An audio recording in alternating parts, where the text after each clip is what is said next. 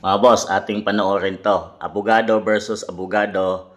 Hindi kayang sagutin ng DOJ kung legal ba ang pagpapadala kay FPRRD sa ICC.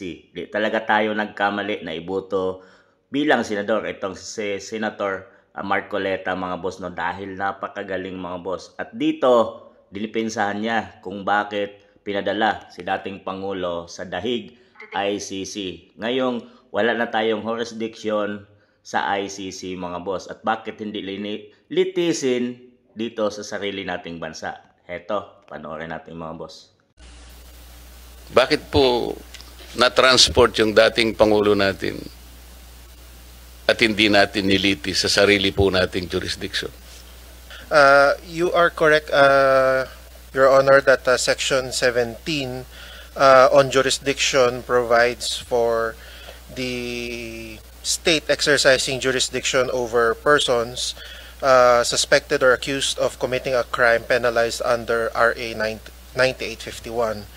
The second paragraph of Section 17, Your Honors, does mention that in the interest of justice, the relevant Philippine authorities may dispense with the investigation or prosecution of a crime if another court or international tribunal is already conducting the investigation or undertaking the prosecution of such crime. Instead, the authorities may surrender or extradite suspected or accused persons in the Philippines to the appropriate international court, if any, or to another state pursuant to the applicable extradition laws and treaties. Your Honor, I believe this was the justification relied upon by the former Secretary of Justice in the action leading to the transfer of the former President, Your Honor. So, Mr. Chair, they are referring to the second paragraph of Section 17 of 9851. Is that correct? Yes, yes, Your Honor. Mr. Prosecutor, I noted that, but I think the colatilia is very, very clear. Pursuant to the applicable extradition laws and treaties. This is absent. So how can you invoke this? Wala na tayong treaty. We have just withdrawn from the Rome Statute. So this cannot be applied. Is that correct? Your Honor, the way we interpreted that second sentence of instead the authorities may surrender or extradite, we see there two different actions to be taken by the state. It's either to surrender or to extradite, and then if it is to extradite, then it must be pursuant to an applicable extradition law or treaty.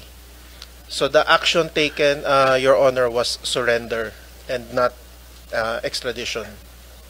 No, pero sinasabi niya, pareho sila eh. Yung dalawang conditions na yun will be cut under this pursuant to the applicable extradition laws and treaties. Wala tayong extradition law, wala na tayong treaty because we just withdrawn from the Rome Statute. Hindi mo pwedeng gamitin ito. Kaya dapat yung mag-a-apply is 9851. This is our own law. Okay lang naman dito eh. Can we not prosecute the former president kung talagang meron siyang kasalanan?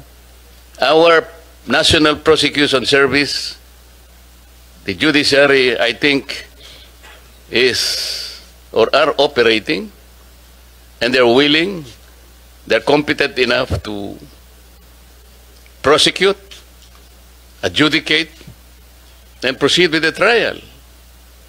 Hindi ba? Your Honor, with all apologies, I am not able to answer the question as to whether we can prosecute. I am just merely stating that the action of the former Secretary of Justice in for the transfer of the former president to the ICC was premised on Section 17, RA 9851, under the second paragraph. Yes, but what I'm saying is you cannot use this one because of the absence of an extradition law and treaty. That is the point here. And Your Honor, that is the subject matter or among one of the issues that we raised in the, or that is being discussed in the Supreme Court petitions that were filed. Pero nangyari na kasi. dinala nyo na siya doon eh. Under the false claim na pwede nyo gawin because of this. But you did not complete the whole statement. Kung kinonsider nyo yung pursuant to the applicable extradition laws and treaties, hindi dapat nangyari yun eh. So ngayon, kung halimbawa nag-argue kayo sa Supreme Court, nangyari na yun. Ando na yung mama, di ba? Your Honor, if I may also explain, I have no knowledge or participation whatsoever in the events that Hindi, led okay, to okay naman yun. Kaya tinuro ka kasi ni... Yes, Your Honor, to explain the legal justification or premise on which Yeah, but the legal justification is wrong. we submit, Your Honor, although that is already pending before the Supreme Court, Your Honor. Thank you. Thank you. You're welcome, Your Honor. Chair, salamat. Galing mga boss.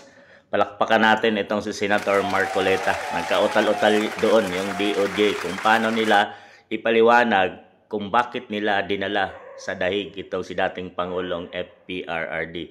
Kahit anong gawin pa man nilang palusot mga boss, malinaw talaga na hindi nila sinunod ang batas. Hindi nila binigyan ng paglilitis ang dating Pangulo dito sa ating bansa. Mga boss, kaya diyan din ang isa sa kinakatakot nila kung bakit ayaw nilang maupo si BP Inday Sara sa 2028 election bilang Pangulo ng Pilipinas dahil siguradong babalikan yan ni BP Inday at may mananagot dyan ang administrasyong ito. Napakagaling nito ni Senator Marcoleta mga boss. Ang galing talaga na abogado. Deserve niya na maging senador.